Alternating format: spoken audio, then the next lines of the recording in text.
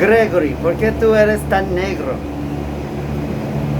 Tú eres negro. Negro. Yo no soy negro. Un poco. Ok. Fuimos a una sola parada.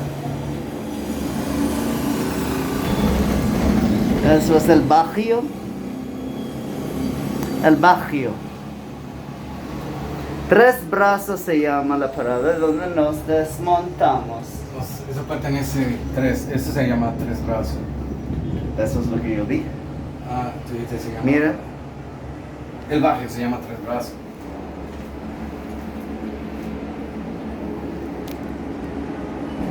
Wow. ¿Y son cuántas paradas? Como 3 paradas. Y estamos llegando a Eduardo Brito. El puente. El puente que Ramón algo. Esto es Santo Domingo. Esto es Santo Domingo. Yo creo que yo nací por aquí. Mira, ahí.